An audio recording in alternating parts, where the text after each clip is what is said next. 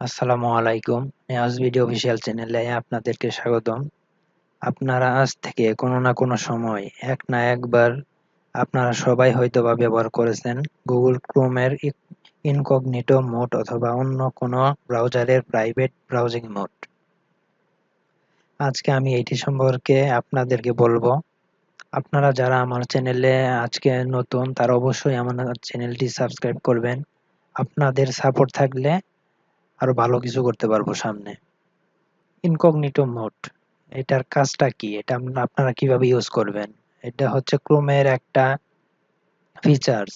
এই যে আমি ক্রোম ব্রাউজারটা ওপেন করতেছি, করার পর আপনারা এইখান থেকে এই যে নিউ ইনকগনিটো উইন্ডো এখানে ক্লিক করবেন। দেন এই যে এখানে আর একটু প্রাইভেট উইন্ডো ওপেন হয়ে যাবে।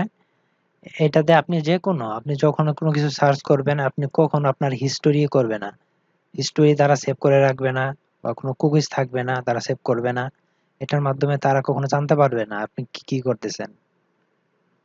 কিন্তু এটার সম্পর্কে আমি আরো কিছু আপনাদেরকে ধারণা দিব, যারা অনেকেই আপনারা এটা জানেন না। আপনি হয়তোবা চান না যে আপনি যে সব সার্চ করতেছেন ওইসব আপনার ব্রাউজার হিস্টোরিতে আসে। এছাড়াও আপনি অন্য কারো প্রাইভেট কম্পিউটারে ব্যবহার করতেছেন ব্রাউজারকে, ওইখানে রেকর্ডেড থাকে অথবা কোনো কুকিজ স্টোর হয়। এটি একটি সত্য কথা। এজন্য আপনাকে অপশন দেওয়া হয়েছে গুগল ক্রোমে ইনকগনিটো মোড ওর অন্য ব্রাউজিং এর প্রাইভেট ব্রাউজার মোড। কিন্তু অনেকেই মনে করে থাকেন আপনারা যে এই মোড ব্যবহার করে আমরা সবকিছু করতে পারবো, কেউ জানতেও পারবে না কখন কি করতেছি। আসলে এই ধারণাটা ভুল। আর হ্যাঁ, এটা সত্য কথা যে ইনকগনিটো মোড ইউজ করার ফলে আপনার ব্রাউজিং হিস্টরি তারা রেকর্ড করবে না, আপনার কুকিজও তারা রেকর্ড করবে না। কিন্তু এখানে ক্লিয়ার লেখা আছে যে আপনার আইএসপি ট্র্যাক করতে পারবে। ধরুন আপনি কোনো জায়গা থেকে কাজ করতেছেন, অফিস অর ইউনিভার্সিটি, ওই অফিসিয়াল আপনাকে ইচ্ছা করলে ট্র্যাক করতে পারবে, এন্ড গভর্নমেন্টও চাইলে আপনাকে ট্র্যাক করতে পারবে। অনেকেই মনে করে যে প্রাইভেট ব্রাউজার অনেক ইনকগনিটো মোড ইউজ করার ফলে আমরা আমাদের ইচ্ছা মতো কাজ করতে পারবো, কিন্তু তারা জানেও না যে এটার পেছনে কত একটা সিক্রেট লুকিয়ে আছে। এছাড়াও আমি আপনাদেরকে আর দুইটা বিষয় সম্পর্কে বলবো। আমরা যখন কোনো সাইট লিখে সার্চ দিই, সাপোজ আমরা যখন এখানে সার্চ বক্সে কিছু লিখে সার্চ দিই, তখন আমাদের এইচটিটিপি আর একটি হচ্ছে এইচটিটিপিএস, এই দুইটি বেসে আমরা ওয়েবসাইটে ঢুকতে পারি। এইচটিটিপি কি?